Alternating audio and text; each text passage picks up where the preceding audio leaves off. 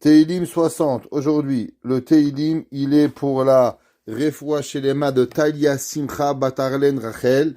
Arlen Dayan, sa fille, a eu un petit garçon aujourd'hui. Et Madame Arlen, elle est à côté de sa fille pour la naissance. Alors d'abord, on lui souhaite un grand Refoua Shelema à la mamie Arlen. On souhaite un Refoua Shelema à la maman. Et beaucoup de smachot et de joie à toute la famille que Kadosh Baruch Hu leur donne bracha ve'atzlacha et qu'ils puissent faire le brit be'ezrat Hashem en temps et au moment où Kadosh Baruch Hu l'aura décidé et si ce serait possible dans 8 jours alors que Dieu les garde. Ok, alors on va maintenant sur Tehillim 60. Alors avant qu'on commence, on va voir quand est-ce qu'on dit le Tehillim, pourquoi David Amelech il a écrit ce Tehillim et quelle est la raison du Tehillim. Alors, celui qui va en guerre. Je ne sais pas si un jour vous allez en guerre, je ne vous souhaite pas. En tout cas, les femmes, elles ne vont pas en guerre. Mais les hommes, si un jour Mashiach il vient, le Messie vient et vous devez aller en guerre, alors vous pouvez lire ce Tehillim 4 fois et ça vous protégera de la guerre. Une ville, si un jour vous êtes dans une ville et dans cette ville, il y a malheureusement des brigands qui veulent rentrer et vous avez peur, alors vous pouvez le dire 30 fois et vous pourriez Be'ezrat Hashem, être sauvé de ce Tehillim. Alors, Tehillim 60, il commence et il dit Lam Natseach, le chant. On sait que chaque fois qu'on parle de Menatseach, gagner, c'est David Ameller, généralement quand il a gagné une bataille, et aussi par rapport à un chant qu'il va faire pour une musique. Al-Shushan. Alors, de quoi ça parle ce Tehillim Al-Shushan. Alors, pour pouvoir comprendre le Tehillim, on va prendre un petit peu le Midrash. Et on va essayer de comprendre de quoi il s'agit. Alors, pour comprendre ce Midrash, il faut repartir dans l'histoire de la Genèse, de Bereshit. On sait qu'il y avait Avraham Avinu qui a principalement été nomade. Et il va arriver en Eretz Israël. Avraham Avinu venait de Turquie, Haran et la Turquie. Il va descendre en Eretz Israël. Quand il va descendre en Eretz Israël, il va faire un pacte, principalement avec un roi. Ce roi, il s'appelait Avimelech. Avimelech, le roi des Pélishtim, des Palestiniens, des Philistins de l'époque. Et ensemble, ils vont se promettre et se jurer dans la ville de Be'er Sheva. Ceux qui connaissent, où là-bas ils vont faire un pacte où ils vont donner 7 agneaux de façon à ce que Avraham et Avimelech vont faire un pacte comme quoi ils vont faire une promesse, comme quoi leurs enfants des deux parties, des Pélishtim et du peuple juif, resteront bons amis. Pareil, Yitzhak Avinu va renouveler ce pacte avec Avimelech et il va même lui jurer. Et c'est pour ça que ça va s'appeler Be'er Shava.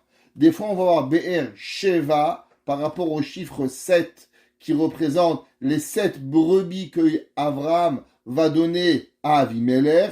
Et dans Parashat Toldot, vous allez voir Be'er Shava. C'est quoi Be'er Shava? Par rapport à ce que Avimelech va jurer à Yitzhak qu'il va ne plus fermer les puits d'eau que Yitzhak avait fait. À 3 reprises, Yitzhak avait fait des puits d'eau et Yitzhak Avinu, les Pélishtim, les Philistins de l'époque vont boucher ces trous et ces puits et c'est là qu'il va y avoir une discorde entre les Pélishtim et Yitzhak et ils vont se jurer mutuellement de, bien sûr, arrêter cette discorde.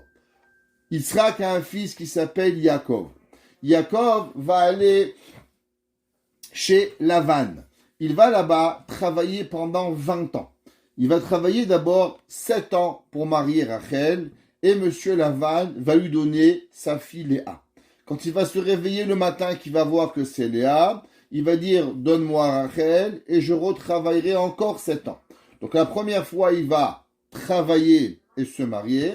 À la deuxième fois, il va se marier et par la suite, il va travailler. Donc après les 7 jours de Sheva Brachot, il va retravailler 7 ans. Par la suite, il va travailler 6 ans pour avoir du bétail. Et pendant ces 6 ans-là, Yaakov Avinu va s'enrichir énormément.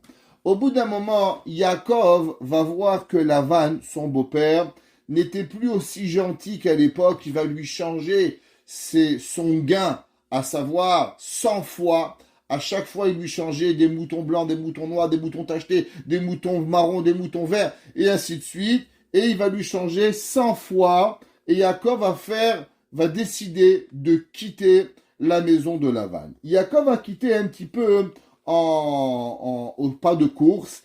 Et au moment où il va quitter le pas de course de Lavan, alors Rachel, elle va voler les idoles de Lavan.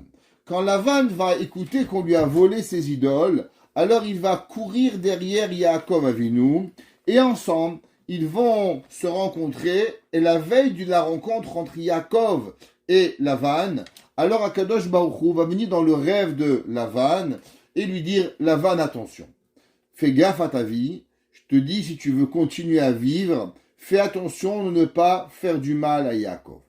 Lavan va venir, va chercher ses idolâtries, il va pas les trouver, et à la fin, Yaakov et Lavan vont faire un pacte, ils vont monter un mur qui va séparer ce qu'on appelle la Syrie, qui appartenait à Lavan, et le moment où Israël appartiendrait au peuple juif. Donc on va délimiter, on va faire un mur qui va s'appeler Gal-Ed, et que ce mur, il va être Yagar Sahaduta, il va être un témoignage pour prouver comme quoi Yaakov ne rentrerait pas en Syrie et les Syriens ne rentreraient pas en Eretz Israël. On sait que par la suite, David Amelech va devenir roi. Quand David Amelech va devenir roi, alors tous les pays voisins, ils vont combattre Israël. Ça vous rappelle un petit peu les guerres de 60, les guerres de 70, les guerres de 48. Ok, on réécrit seulement l'histoire qui va y arriver. Et à ce moment-là, ce que dans la Torah, on appelle Aram Tsova, qui représente la Syrie du sud et la Syrie du nord. Elle s'appelle Aram Tsova ou Aram Naharaim, plus ou moins. Et la Syrie était beaucoup plus grande à l'époque qu'aujourd'hui. Ce qu'on appelle les Assyriens, elle montait pratiquement jusqu'à la Turquie. Et là, il y a David Amelech va envoyer en guerre son général qui s'appelle Yoav. Et maintenant, vous savez, malheureusement, nos ennemis vont toujours chercher dans notre Torah des questions comment faire que nous avons toujours tort. Eux, ils n'ont jamais tort, mais c'est toujours nous qui avons tort. Alors, ils vont attaquer le peuple juif et David Amelech va envoyer son soldat, son général de l'armée, Yoav ben Serouya. Yoav était chef du Sanhédrin, mais aussi un très très grand guerrier.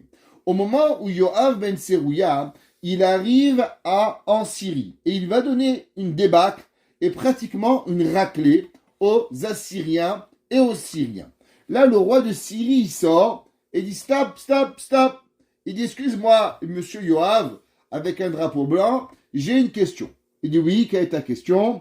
Il dit juste pour comprendre, est-ce que vous êtes des enfants de Yaakov Avinu? Il dit oui, tous les juifs, nous sommes petits-fils, arrière-petits-fils de Yaakov Avinu.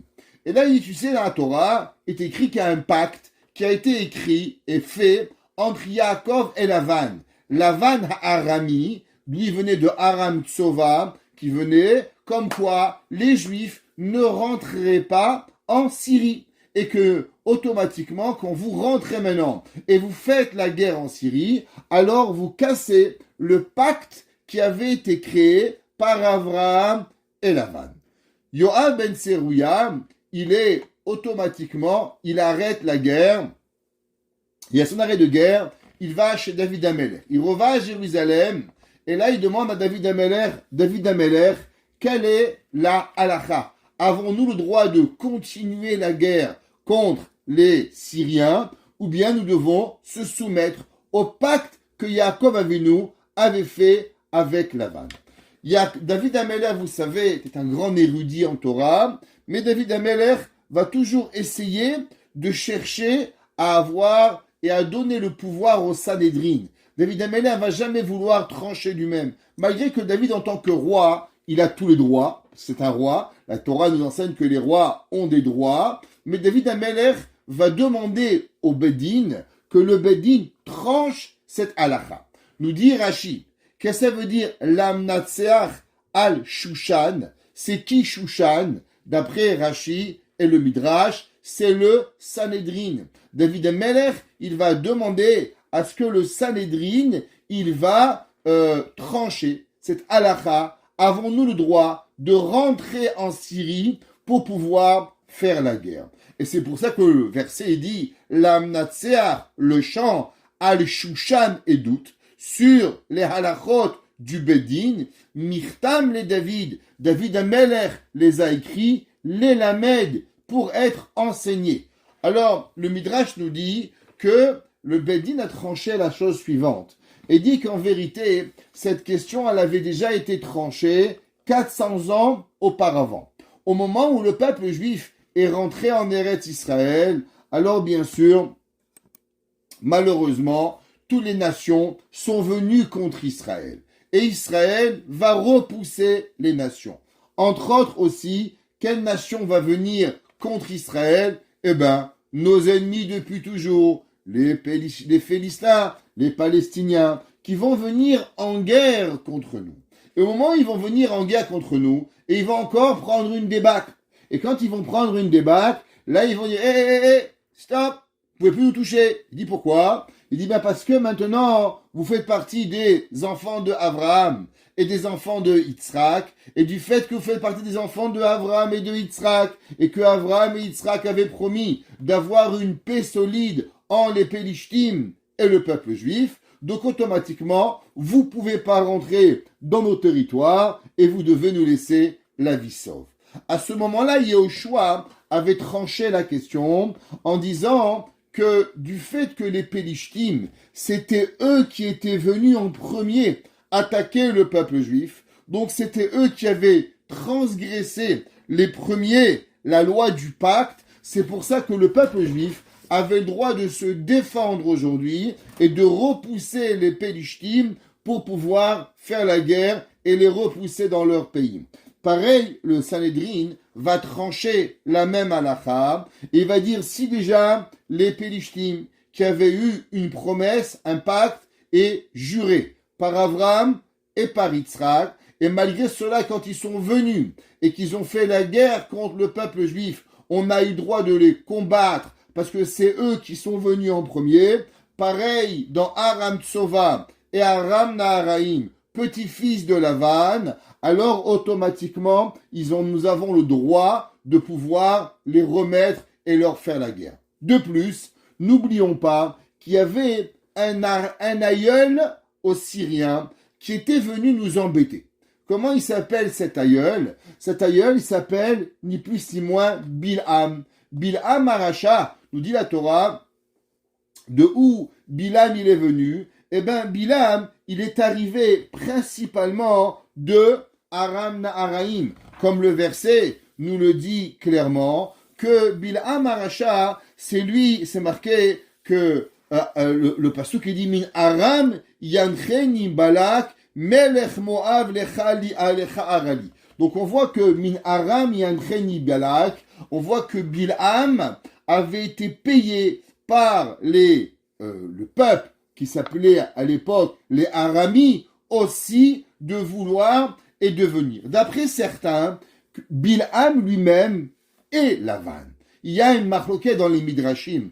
Est-ce que Bilham, c'est Lavan, ou Bilham, c'est le petit-fils de Lavan qui est venu maudire le peuple juif au moment que notre sortie d'Égypte? Donc du fait que Bilham, il était venu pour maudire, donc c'est lui le premier qui avait passé le mur, et le mur qui va déterminer le peuple juif et le peuple de Aram. Donc du fait que Bilham, c'est lui le premier qui va sortir de ses gonds, alors nous dit le Midrash, c'est pour ça que David Amelech, le Bedin va dire, le Sanhedrin de l'époque, comme nous avons le droit de faire la guerre. À ce moment-là, imaginez-vous, on est en pleine guerre, David Amelech est en train de gagner la guerre avec Yoav ben Serouya. Et là, le roi, il dit stop.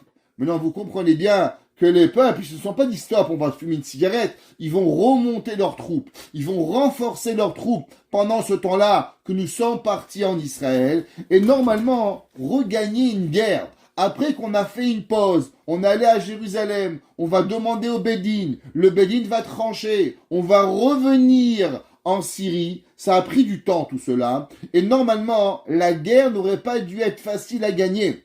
Mais du fait que Akadosh Baruch Hu, il a vu que le peuple juif, il a fait la bonne chose, alors automatiquement, Akadosh Baruch Hu va donner les Assyriens dans les mains de Yoav ben Serouya, et David Ameller va écrire ce Teilim en remerciant à Akadosh Baruch Hu, que Akadosh Baruch Hu, il va laisser principalement que la guerre va continuer son cours comme si qu'elle ne s'est pas arrêtée, malgré qu'il y a eu des semaines et de mois d'arrêt pour trancher la loi et la halakha. Avons-nous le droit de rentrer en Syrie, oui ou non? Donc aujourd'hui, si on vous pose la question, comment se fait-il que le peuple juif peut aller prendre le plateau du Golan en Syrie? Réponse, ça a déjà été tranché, ça a 3500 ans, le Bédine a déjà tranché, vu que eux, ils sont venus nous maudire, et c'est eux qui ont passé le mur entre nous deux. Dans cette guerre, il y a eu à un moment, il faut bien comprendre ce qui se passe aussi, il y a David Ameller, il demande à Yoav ben Serouya de rentrer en guerre contre le peuple de Édom. Alors, malgré que normalement, le peuple de Édom, on n'a pas tellement le droit de le tuer, parce qu'il fait partie de la vie juive, mais il y a une nation, Reshit Goïm Amalek, où nous avons le droit d'exterminer. David Ameller va demander à Yoav ben Serouya de continuer la guerre après qu'il est rentré en Syrie, d'aller à Édom et de tuer toute la nation de Édom. David Ameller, qu'est-ce qu'il voulait principalement? David Ameller, il avait envie d'exterminer Amalek, et au moment où Amalek serait exterminé, alors automatiquement, il pourrait reconstruire le temple, parce qu'il n'y avait pas de temple à l'époque qui avait été construit, et construire un temple, que ce temple-là, il aurait été véritablement le seul et unique temple. Vous n'allez pas en croire vos oreilles de ce que je vais vous raconter. Le grand maître Yoav ben Serouya, David Ameller lui dit, alors vous savez qu'en hébreu, dans la Torah, il n'y a pas de voyelles. Ceux qui savent, la Torah, il n'y a que des consonnes, et les voyelles, elles sont par cœur. Ça veut dire qu'il y a un mot lama, on n'écrit pas L-A-M-A, on écrit lamed, mem, he, ça peut dire lomé, lama, lémi, et à travers le sujet, alors à travers l'enseignement de la Torah orale, nous savons comment mettre les voyelles. Les voyelles sont principalement la preuve de la Torah orale dans la Torah. Parce que dans la Torah, si vous prenez un texte, prenez par exemple Rashi, que vous avez, les vraies écritures Rashi, il n'y a pas de point. Un Sefer Torah n'a pas de voyelles. Les voyelles sont seulement enseignées de maître en élève, de père en fils, pour pouvoir y avancer. Et la Torah est née seulement des consonnes, et les voyelles sont transmises par cœur. Il y a une mitzvah très importante qui s'appelle la mitzvah d'exterminer Amalek. La Torah dit Timche et Zecher Amalek. Comment nous écrivons le mot Zecher? Nous écrivons la chose suivante par 3 consonnes. Zayin, Chaf, Resh. Maintenant, ce mot Zecher, si on change les voyelles, à la place de marquer tu vas exterminer le souvenir de Amalek, on va dire Timche, on peut changer et Zachar Amalek. Que veut dire le mot Zachar? Zachar veut dire garçon, veut dire homme, veut pas dire souvenir, mais veut dire tu vas tuer les hommes de Amalek. Alors il y avait un David Ameller, il demande à Yoav ben Serouya, Yoav, s'il te plaît, va en guerre. Après que tu extermines le peuple tu fais la guerre avec Aram Tsova et Aram Naharaim, tu enclenches la guerre avec Édom. Quand tu vas avec Édom, extermine tout le monde. Et là, Yoav ben Tserouya gagne la guerre à Aram Tsova et Aram Naharaim. Quand il prend le peuple de Édom, il ne tuera que les hommes et pas les femmes. Là, il va revenir chez David et il dit David, Baruch Hashem, j'ai fait ce que tu m'as demandé, j'ai exterminé tous les hommes de Amalek. David, il lui dit, mais de quoi tu parles? Je t'ai jamais dit de tuer les hommes de Édom, je t'ai demandé de tuer le souvenir de Édom, hommes et femmes. Et Yoav ben Tserouya dit, mais moi, j'ai fait un a fortiori. C'est quoi un a fortiori? Ce qu'on appelle en langage hébraïque un kal vachomer. On sait que la Torah est enseignée par 13 façons. Echad miyud gimel midot, she'atorah nidreshet ba'em. La Torah peut s'apprendre avec 13 façons. Et une des 13 façons, ça s'appelle le kal vachomer. Exemple, si je vous demande à la Torah, d'où vous savez que vous n'avez pas le droit de tuer 10 personnes, ben oui, si déjà la Torah te condamne quand tu tues une personne, alors quand tu tues 10 personnes, tu es aussi condamné. D'où tu sais que tu n'as pas le droit de voler, parce que si déjà tu n'as pas le droit de prendre, dit la Torah, un intérêt sur quelqu'un, malgré qu'il te le donne avec volonté, a fortiori que tu n'as pas le droit de voler dans la poche de quelqu'un, l'otixol. Et la Gemara, dans Masechet Baba Metzia, elle dit que d'où nous apprenons les lois de vol principalement, on les apprend de ribit, du fait qu'on n'a pas le droit de prendre un intérêt, à plus forte raison qu'il nous est interdit de voler une personne. Alors il dit Yoav, si déjà Amalek, qui est l'ennemi des Juifs, la Torah elle permet seulement de tuer les hommes et d'hommes, c'est sûr que je ne peux tuer que les hommes et pas les femmes. Et là, David Amelech va dire à Yoav, mais je comprends pas. La Torah, elle dit pas, Timche et Zecher Amalek, Zachar Amalek. Tu vas pas tuer les hommes de Amalek, mais Timche et Zecher Amalek, le souvenir de Amalek. Et Yoav va prendre une douche froide. Yoav, il ne va pas comprendre. Et il va revoir son maître qui était à l'école. Et il lui demande, Rabbi, qu'est-ce que tu as fait? Quand j'étais petit, tu nous as enseigné à l'école, Timche et Zachar Amalek, plutôt que Timche et Zecher Amalek. Et le Rabbi va dire, t'as raison, j'avais la tête en l'air, et quand je vous ai appris, je vous ai pas corrigé. Et là, Yoav dit, mais tu comprends la gravité? J'avais une opportunité de construire, d'exterminer Amalek, et de faire construire le temple, et de faire venir Mashiach, et toi, malheureusement, qu'est-ce que tu as fait? Tu as mal écouté tes élèves, et à cause de toi, nous avons perdu la chance de pouvoir avoir la rédemption. Yoav sort son épée et décapite son professeur à cause qu'il lui a mal enseigné. Le Shulchan Aruch, il nous enseigne à combien il est grave en tant que professeur d'apprendre les choses qui sont véridiques. On ne connaît pas, vous savez, il y a une halakha qui est un professeur ou une professeure, même si ça ne se dit pas en vrai français une professeure, on dit seulement un professeur au masculin, c'est comme monsieur le maire, de madame la mairesse n'existe seulement au Québec, mais il en reste madame le premier ministre, pas madame la premier ministre, ok? Mais on fera pas un cours de français ici. Alors, il en reste, c'est que dans la Torah, il nous dit le Shulchan Aruch, qu'un professeur, une des halachot qui doit faire excessivement attention, c'est de ne pas dormir tard. Pourquoi? Parce que quand il va dormir tard, alors il peut être moins attentif. Le matin, il peut laisser les enfants jouer, être fatigué, à ne moins avoir de force. Le Shulchan Aruch, il interdit à un professeur, le soir, dormir dans un mariage très tard pour ne pas avoir de force pour se lever. Le Shulchan Aruch, il dit que tout professeur qui laisserait ses élèves un peu faire ce qu'ils veulent, ou serait lui-même fatigué, ou arriverait lui-même en retard, alors Arour, il est maudit, d'après la Torah, Ose Melach Toremia. C'est une personne qui fait son travail mal fait. Et la gravité d'enseigner faussement aux enfants peut avoir des conséquences terribles sur la vie du peuple juif. Vous comprenez bien que le Yoav ben Tserouia, son professeur, ça n'a jamais pensé que Yoav serait un jour Rosh Sanhedrin et qu'il serait envoyé à la guerre de David Améler et que sa mauvaise lecture de Zecher ou de Zachar donnerait une conséquence tellement grave.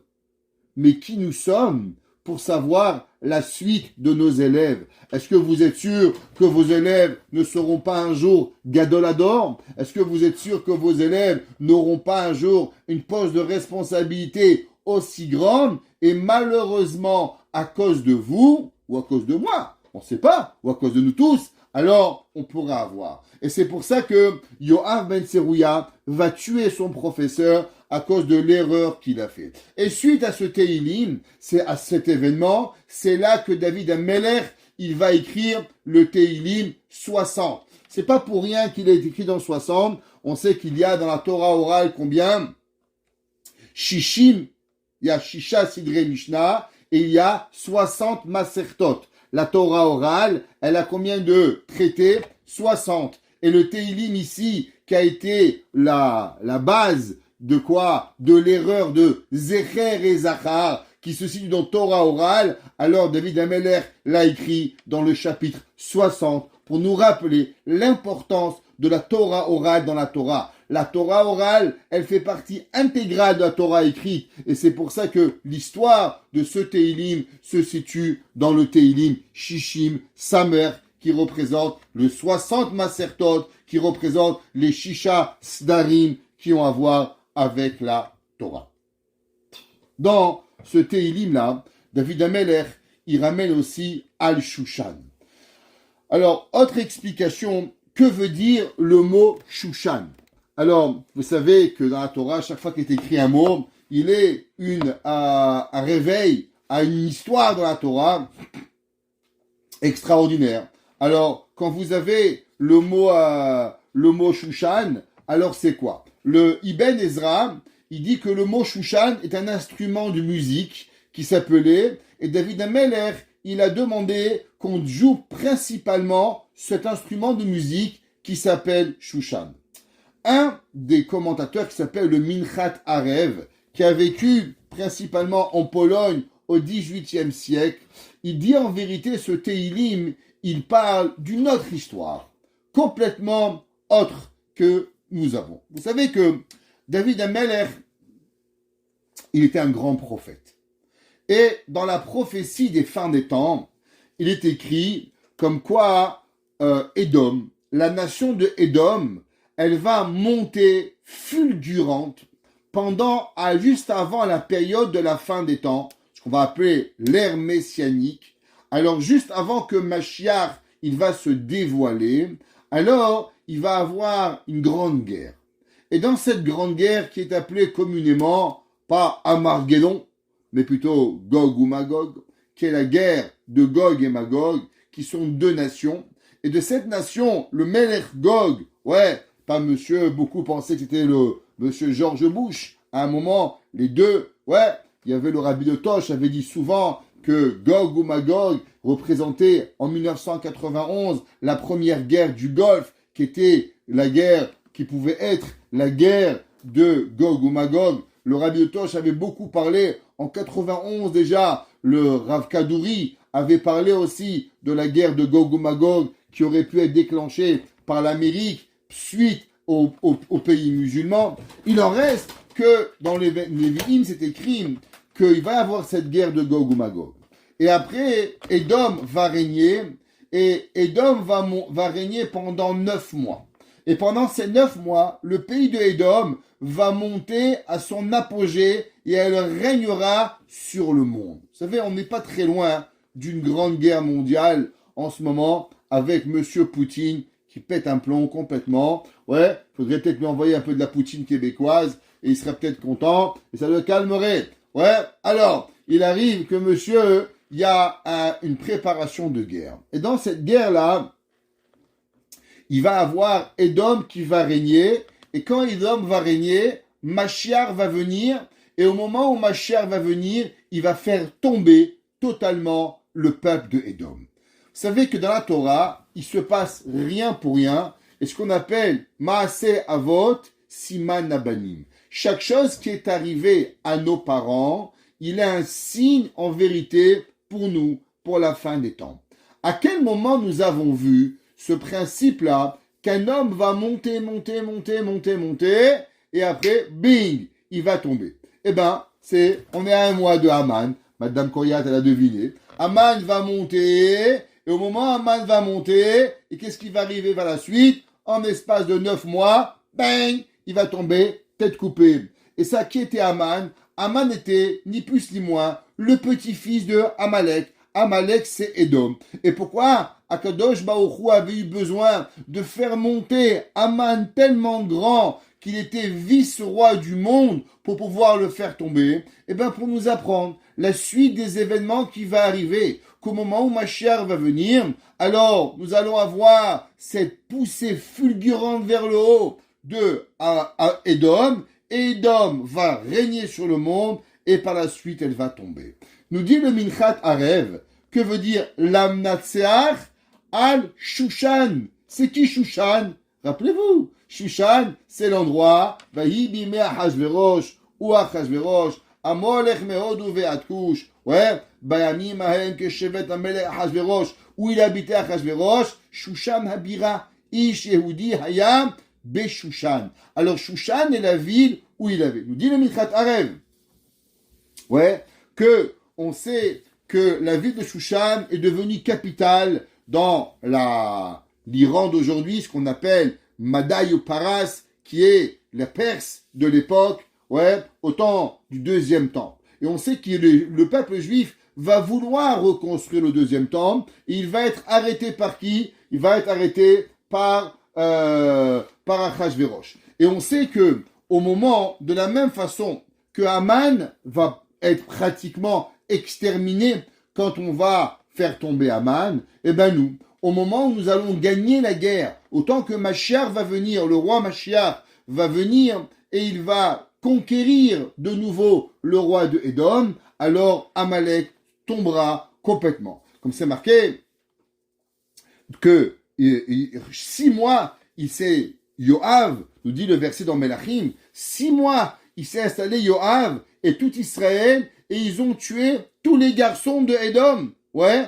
Et malheureusement, qu'est-ce qui s'est passé? La Gemara dans Baba Batra Chaf Aleph 21b nous raconte l'histoire de Zachar et de Zecher. Et on voit que au moment où il va tomber Édom, alors c'est là qu'il va arriver. Salam Natser al Shushan, Ishushan Abira Shesham Gavar Amalek, et tout cela pour nous apprendre véritablement qu'est-ce qui va arriver dans l'histoire. Et c'est pour ça qu'en prophétie, David Amelech, il dit, Lamnatseach, le chant, que quoi? Al Shushan, sur la ville de Shushan, et doute, elle est seulement un témoignage de ce qui va arriver. Mirtam les David, le chant de David, les Lamed. Nous dit le Minchat Arev, que veut dire les Lamed? Les Lamed pour t'apprendre. Tu veux savoir qu'est-ce qui va arriver à la fin des temps? Eh ben, regarde l'histoire de Purim. L'histoire de Purim n'est seulement une brève version de la fin des temps qui va arriver.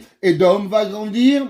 Nous allons tuer Édom. Nous allons tuer Amalek. Et Mashiach reviendra. Et c'est pour ça que juste après l'histoire de Haman, qu'est-ce qui est arrivé un an après? Achashverosh va mourir et son fils Koresh va régner. Et le fils de Koresh, qui était en vérité le fils d'Esther, va nous donner la permission de reconstruire le deuxième temple. Et bien pareil, quand Mashiach viendra, alors nous enlèverons la vie de Amalek physique et spirituelle, parce que ça le plus important, c'est d'enlever le Amalek qui est dans nous, pas seulement le corps de Amalek, qui nous permettra de reavoir véritablement la vie de Mashiach. Alors, juste pour qu'on avance un petit peu, parce que le temps il fly, et on aurait déjà dû passer à autre chose. Nous enseignent les livres saints à propos de ces Tehillim de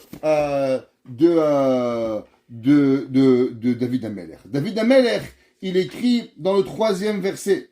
David Amelech, il écrit, et il dit, Natata lirecha nes litnoses mipene koshet sela. dans le pasuk Vav, David Amelech, il dit, Natata lirecha, tu as donné aux gens qui te craignent. David Amelech, il dit, Natata lirecha.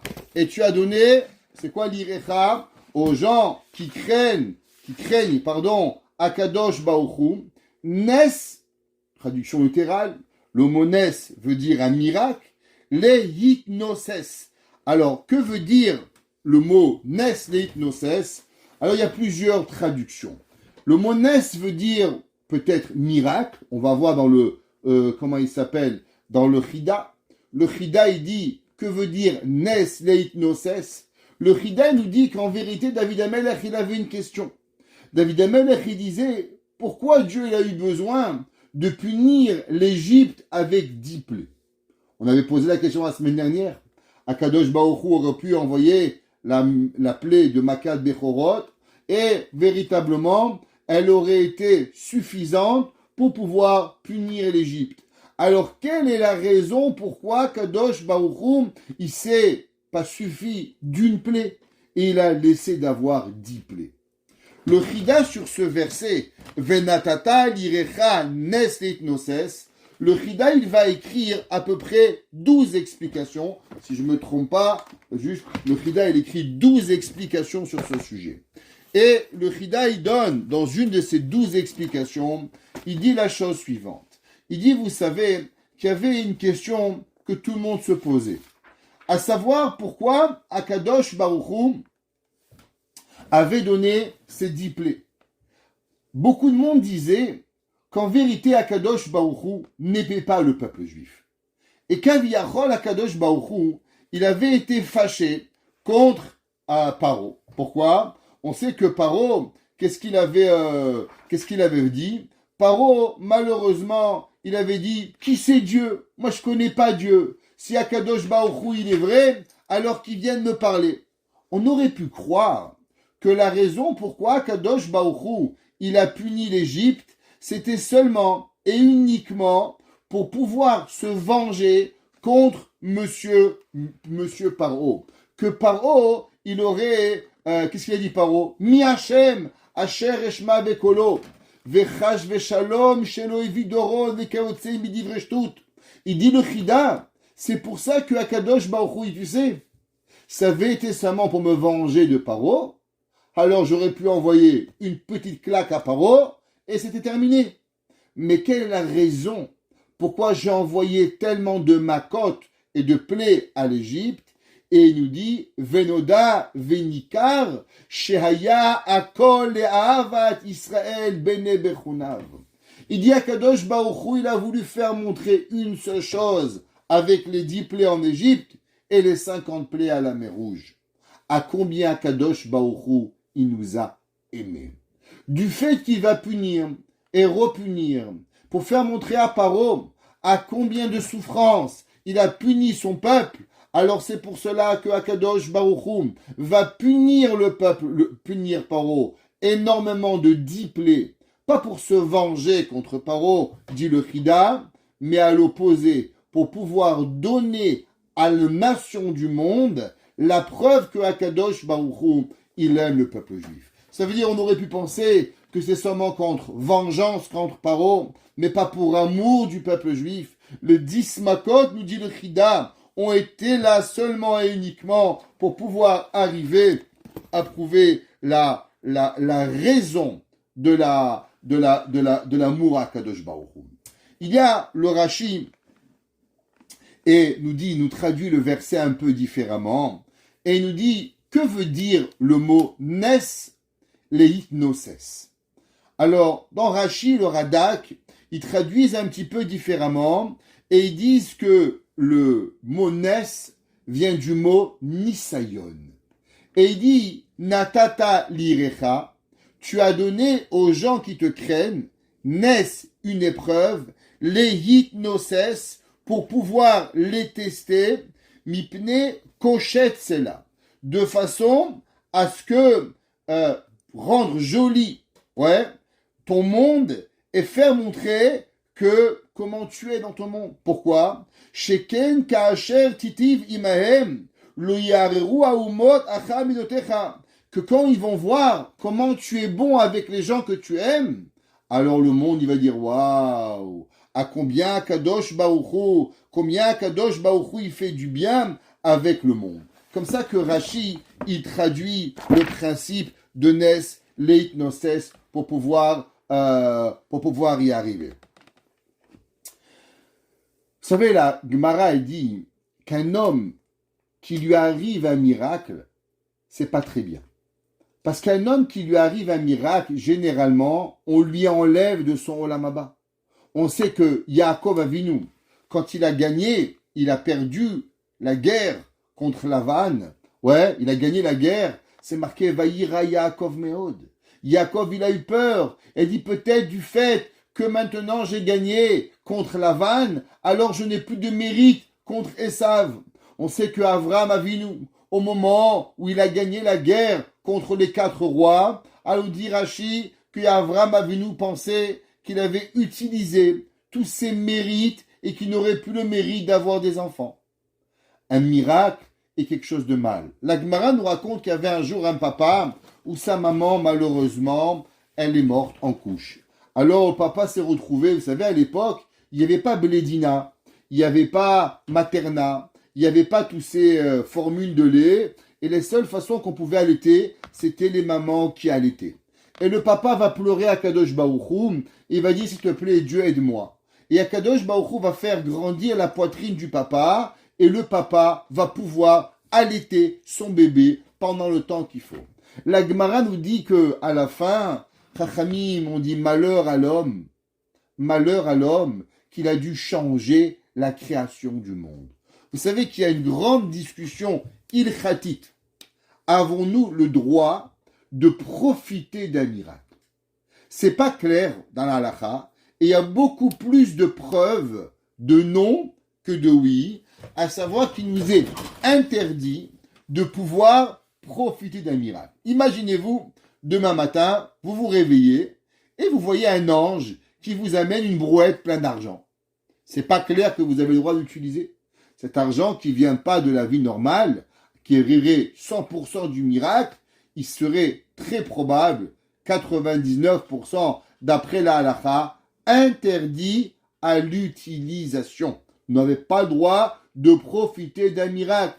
Alors comment se fait-il que Akadosh Baruch Hu, il met les gens dans l'épreuve et après il leur fait des miracles? Mais un miracle c'est quoi? C'est transformer la nature, transformer le teva, la nature de la bria d'Akadosh Baruch Hu. Alors comment se fait-il que Akadosh Baruch Hu, il le fait?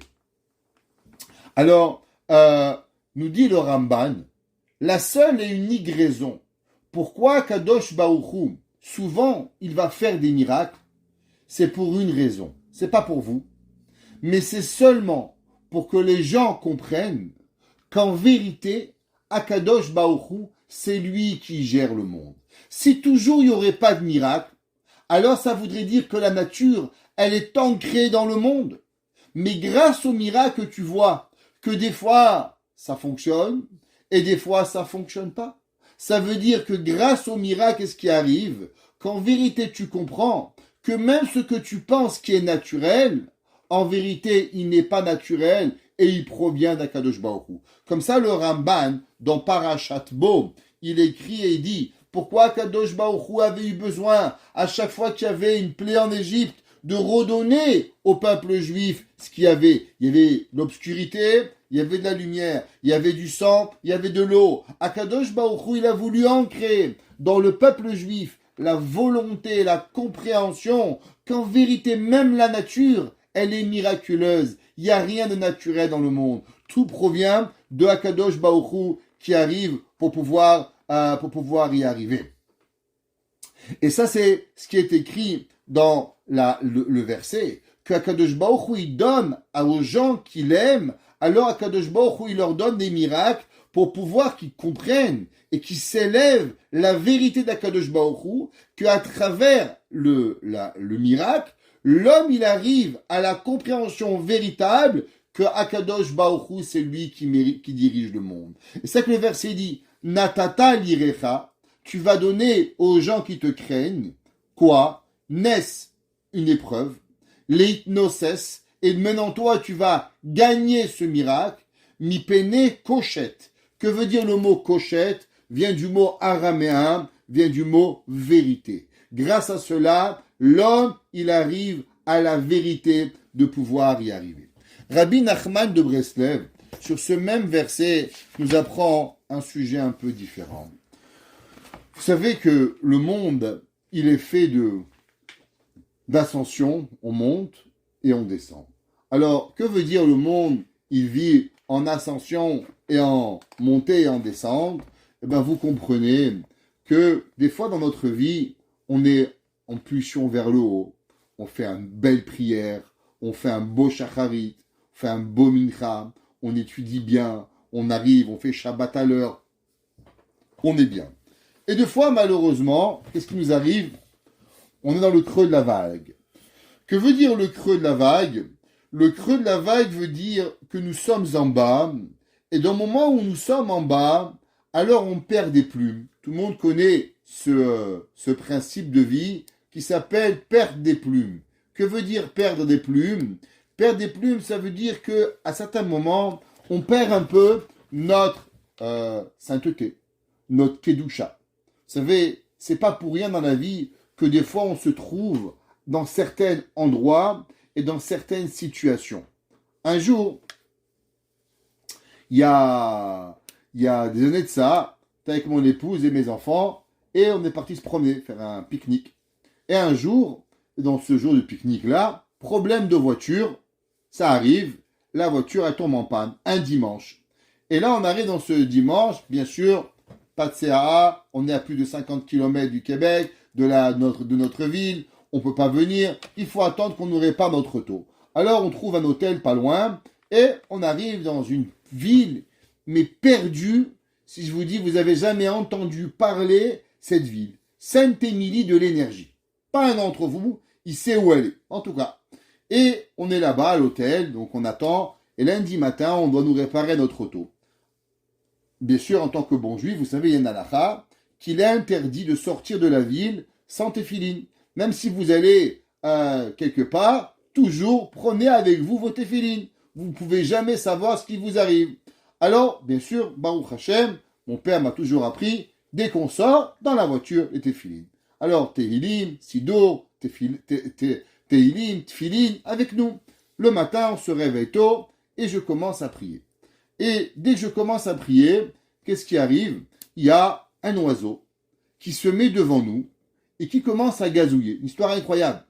Et là, bon, je me dis, ça va, il va partir, ça arrive. Bon, je finis ma tfila et l'oiseau part. Je dis à ma femme, tu sais, c'était très bizarre. Il y avait un oiseau qui s'est posé devant moi durant tout le temps de la prière. Ah bien, c'est une coïncidence. Bon, ma femme sort sur le balcon pour prier et l'oiseau revient. Tiens, bizarre. Et elle me dit, c'est vrai, c'est bizarre. Et là, je pousse le hibou et je dis à mes enfants, allez dans le balcon faire la tefila. Et au moment où mes enfants sortent, l'oiseau revient. Et l'oiseau reste là-bas toute la tefila. Et ça, cette histoire, c'est à peu près 25 ans, cette histoire. Il n'y a pas longtemps, un monsieur que vous connaissez tous, monsieur Ravel Haddad, Sadia Haddad, vient me voir et il me dit, Rav Krimzi, je suis sur un projet et je suis en train d'acheter un camp de vacances dans un endroit du Québec que tu connais pas et qu'il n'y a jamais un juif qui est venu là-bas. Et là, je lui dis, moi, c'est pas à Sainte-Émilie de l'Énergie. Et là, il devient blanc. Il me dit, mais d'où tu connais cette place? Je lui dis, tu sais, en vérité, ça fait 25 ans que j'attends qu'il se passe quelque chose parce que j'avais vu que là-bas, il y avait quelque chose qui s'était passé. Et je savais que je n'étais pas arrêté pour rien. Et Akadosh Baruch Hu, il nous avait fait une raison particulière pourquoi on devait arriver à cette place. Et ça, c'est un détail. Nous dit Rabbi Nachman de Breslev, chacun de nous, on a des hauts, on a des bas. Quand on a un bas, alors on perd des plumes. C'est quoi une épreuve? Une épreuve, c'est quand un homme, quelque part, il se sent démuni, mais après, il trouve la force pour pouvoir surmonter l'épreuve. Dit Rabbi Nachman de Breslev, au nom du Maguid de Koznitz, dans le Sefer, sur son Teilim, il dit le Maguid de Koznitz, le Koznitz et Maguid, qui était un élève énorme du Baal Shem Tov, il dit que tu sais quelle est la raison pourquoi David Amelech, il a dit, Natata lirecha nes. Pourquoi tu as donné une épreuve aux gens qui te craignent? Aux gens qui craignent pas Dieu. Alors on n'a pas de problème. Pourquoi ils vont devoir arriver des épreuves? C'est pour savoir si on craint Dieu. Maintenant que David Amelech, il a établi qu'il craint déjà Dieu. Donc s'il craint déjà Dieu, alors pourquoi Akadosh Baruch Hu a besoin de lui donner une épreuve?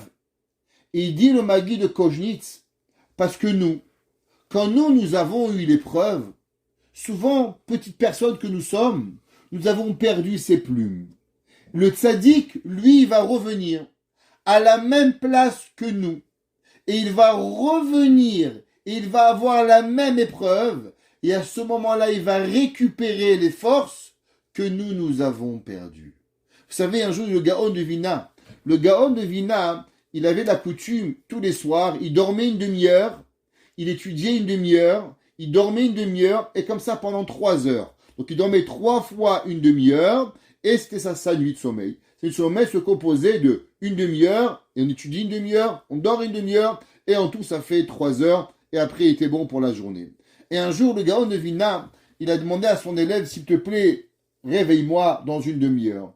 L'élève s'est endormi, et le Gaon de Vilna s'est endormi pendant 40 minutes. Le Gaon de Vilna a eu énormément de peine. Par la suite, le Gaon de Vilna est reparti à la ville de Vilna. Il y a eu une guerre qui s'est déclarée 20 ans plus tard. Le Gaon de Vilna a dû revenir dans cette place. Et là, le Gaon de Vilna a voulu dormir une demi-heure. Il y a eu une bombe qui a explosé et il s'est réveillé après 20 minutes. Et le Gaon de Vilna, il a dit, toute la guerre qu'il y a eu n'a seulement été là pour que je récupère à l'endroit où j'avais perdu les 10 minutes de sommeil, pour que je les récupère de la Torah. Ça veut dire que l'homme, il n'y a rien pour rien dans la vie. Il dit, le Magui de Koznitz, Natatanes litnoses. Pourquoi? Parce qu'au moment où la personne, elle vient, alors le tzaddik, il est capable de lui récupérer ses forces pour pouvoir avancer et revivre. Vous savez, un jour, je vous ai déjà parlé du grand Rav qui s'appelle le Rav Naftali Katz. Vous vous rappelez, ceux qui se rappellent de l'histoire avec l'enfant qui avait tiré une boulette sur le roi de Pologne et qui avait failli être tué et que par la suite, il va être sauvé par le couple qu'il a gardé, il voulait se marier avec sa fille. En tout cas, revisez dans vos cours, Rav Naftali Katz, qui s'appelait le Sefer Smichat Chachamim. Et le Chida, il ramène au nom du Rav Naftali Katz, il dit quelque chose d'incroyable. Il dit, qu'est-ce que ça veut dire que tu dis que David Amelech, il écrit, et il dit que Akadosh Baruch Hu, il a écrit Nes Leitnoses pour pouvoir y arriver. Alors il dit le Chida la chose suivante. Vous savez, l'homme, il n'a pas de conscience de ce que ça veut dire juste vouloir faire du bien. Nous, on essaye de faire du bien, ça marche pas. Il dit le Chida, Inami bema shekatav hagaon morenu harav Naftali Katz. Le Sefer Semichat Chachamim est un enfant incroyable. Et ceux qui veulent, je raconterai l'histoire à la fin du cours pour pas prendre du temps sur le cours. Et Yekeshe Mekabel la asot tzedaka. Dit, vous savez, quand chacun de nous, on entend une cause, une yeshiva, un kollel, un parent, c'est pas important. Et on décide de vouloir aider cette cause. Le montant n'a pas d'importance, croyez-moi. Chez Akadosh Baruch Hu, il n'a pas besoin de votre argent. Akadosh Baruch Hu, il est plus riche que vous et que moi et que l'humanité, il n'a pas besoin. Akadosh Baruch Hu, qu'est-ce qu'il veut? Il dit le Semichat Rachamim.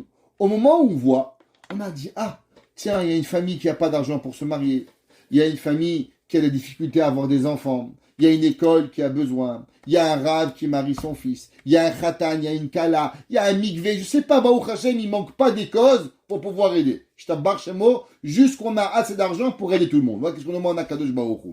Alors, il dit au moment où la personne, elle a envie de donner. Imaginez-vous, vous n'avez même pas donné. Vous avez dit, tu sais quoi, demain matin, je vais aller à la banque, je vais lui faire un transfert à celui-là. Vraiment, il m'a touché le cœur. J'ai envie de lui donner 1 euro. Pas besoin de plus que ça. Il dit, Techef, Nishpa la Shechina, Shefarav. À ce moment-là, nous déclenchons dans la présence divine un shefa, une abondance énorme, Vezeu she'amar. Natata lirecha, il dit le simichat rachamim. Tu as donné à ceux qui te craignent. Chez Kiblu la asot tzedaka, que dès qu'ils ont pris sur eux la volonté de faire du bien, naissent. Comment il traduit le simichat rachamim? Naissent une abondance. Leitnoses achakar ou leashpia shefarav. Il dit, vous savez, chaque fois que chacun de nous, il voit une cause, il a envie de donner. Même pas il a donné. Akadosh Baruch Hu dit, waouh, toi t'as rien et tu veux donner. Eh ben moi tu me donnes envie de donner. Et Akadosh Baruch Hu, il voit, il y a une cause qui veut donner. Akadosh Baruch Hu, il voit des gens. Alors Akadosh Baruch Hu, il ouvre les portes, il ouvre les tuyaux, il arrose l'humanité de bonté. Grâce à quoi? Grâce qu'il y a un petit juif au fin fond de la planète, chez les ours polaires et les pingouins au Québec, c'est pareil, ouais, qui veut faire une petite tzedaka. Mi pene cochette. C'est quoi cochette? Cochette, c'est la vérité. Ça veut dire que dès que toi, tu as une volonté de émettre, ça donne à Kadosh Baruch Hu véritable la volonté pour pouvoir y arriver à faire du bien. On terminera, Be'ezrat Hashem, il reste 5 minutes, avec un enseignement extraordinaire dans la fin du verset. La fin de ce Teilim, ouais, il est la chose suivante. Li Ephraim, dit le verset 9, Pasuk tête.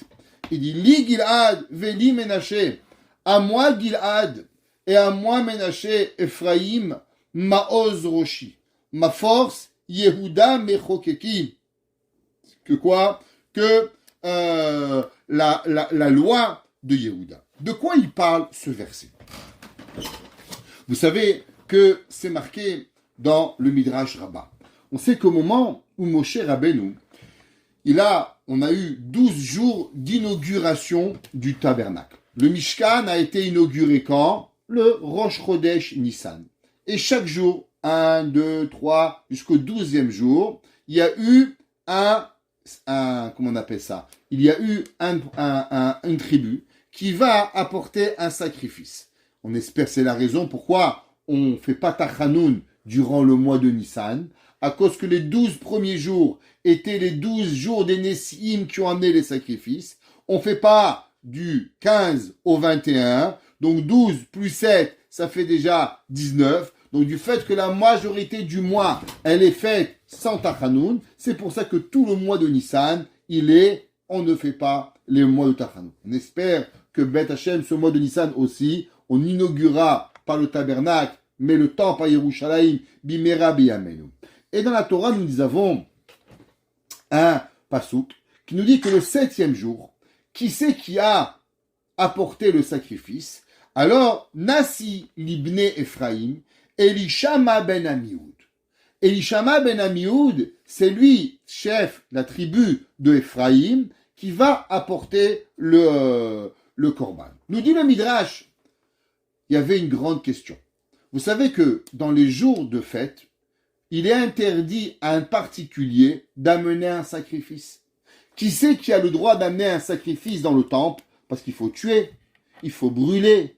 Tout cela, ce sont des travaux interdits. Alors comment les Kohanim, ils ont le droit de faire tous ces travaux interdits? Eh bien, tout ce qui a à voir avec les sacrifices publics, pas les sacrifices privés, alors ils ont le droit d'être apportés dans le temple durant Shabbat et les fêtes. Le jour de Kippour, le jour Kodesh Kodashim, le Kohen Gadol, il sacrifiait un animal, il brûlait, il faisait les encens, malgré que tout cela sont des travaux interdits pour nous, mais ils sont permis dans le temple par les Kohanim. Mais à une condition, que cela il doit être seulement un sacrifice public et pas un sacrifice privé. Par exemple, une maman qui a accouché, alors elle doit amener un korban toda, un korban de remerciement. Baruch Hashem, elle a eu un petit bébé. Imaginez-vous, la fille de Madame Marlène Dayan, si elle veut le Beth Amikdash, mais Merabi Amenu, quand ma chère va venir, elle va devoir amener un korban toda et un korban khatat. Parce que aussi, malheureusement, souvent quand on accouche, on dit des bêtises, qu'on veut plus d'enfants. Alors on doit amener un autre korban, un korban toda et un korban khatat. Si c'est cela, comment se fait-il que les Nessiim, ils ont pu apporter un korban le jour du Shabbat. De plus, comment ça se fait que Akadosh Baruch Hu, il a laissé la tribu de Ephraïm seulement apporter le korban le jour de Shabbat? Pourquoi ça n'a pas été un autre jour? Pourquoi ça n'a pas été une autre tribu qui a été apportée pour pouvoir apporter ce korban? Nous dit le Midrash quelque chose d'incroyable, que grâce à Yosef, que Yosef Hatzadik, il n'a pas fauté. On sait que Yosef, il a vu Madame Potiphar qui était très belle, Miss Monde. Miss Monde voulait à tout prix que Yosef fasse une avéra avec elle, une faute avec elle, et Madame Potiphar va tout essayer pour séduire Yosef. Et Yosef va refuser. Yosef, en refusant de fauter avec Madame Potiphar, qu'est-ce qu'il a fait? C'est pas seulement qu'il s'est protégé à lui, mais Yosef Hatzadik vient de finir et de terminer ce qu'on va appeler la Merkava. La Merkava, ce qu'on appelle les 12 tribus. Les 12 tribus n'auraient pu exister s'il y avait un qui faillait. Pour pouvoir réussir à terminer Abraham, Yitzhak, Yaakov et les 12 piliers de la Merkava, sur cela, il fallait que Yosef Hatzadik, il soit comment? Il termine et il passe ce sacrifice ultime de ne pas fauter. C'est pour ça que Yosef va voir son père dans la fenêtre au moment où Madame Potiphar va venir et il va, bien sûr, ne pas fauter. Yosef, en ne fautant pas, c'est pas seulement lui qui l'a protégé, mais il va protéger tout le peuple juif. C'est pour ça qu'elle est le seul et unique sacrifice qui est représentatif, pas seulement de Yosef, mais il est représentatif de tout le peuple juif. Le seul et unique qui pouvait apporter le korban le jour du Shabbat, et que son korban ne s'appellerait pas un korban à l'individuel, mais un korban public, c'est le korban de Yosef.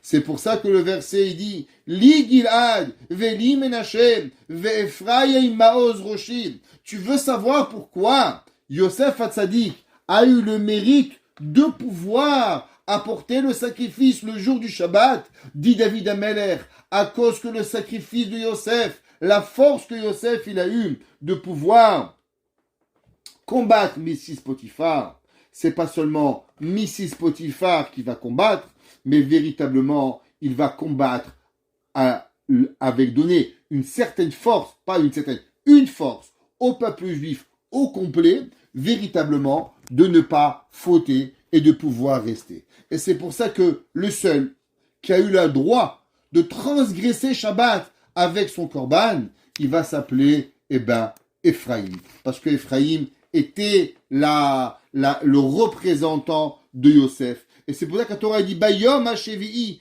Nasi ibn Ephraim, Elishama ben Amioud, David Amelech, il dit sache, le comportement de Yosef, le comportement de sainteté, Li Gilad, Veli Menachem, Ve'Ephraim Maoz Roshi, elle est ma force. Parce que cette force de pouvoir combattre l'indécence, de combattre les mœurs, de combattre l'impureté et de se renforcer en Kedusha, Yehuda Mechokeki. C'est ça qui fait que le peuple juif, il devient fort. Ça qui fait que le peuple juif, il peut continuer. Qu'est-ce qui a fait que le peuple juif, il a pu survivre à travers les millénaires historiques? Vous savez, historiquement, qu'est-ce qui a détruit les nations? C'est leur débauche. Leur débauche, c'est ça qui va détruire les nations à travers le temps. La Grèce, l'Italie, l'Espagne, tous ces grands pays, qu'est-ce qui a fait? C'est la débauche de leurs mœurs qui ont fait qu'ils ont été perdus. Et qu'est-ce qui va nous protéger à nous de pouvoir accueillir Mashiach? Yehuda Mechokeki. Parce que Yehuda va tirer sa force dans qui? Dans Li Gilad, Ephraim et Menaché, par cette force de Yosef Hatzadik. Et c'est pour cela qu'on pourra aspirer véritablement à la venue de Mashiach Tzidkenu, Bimera, Beyamenu. Amen. Amen.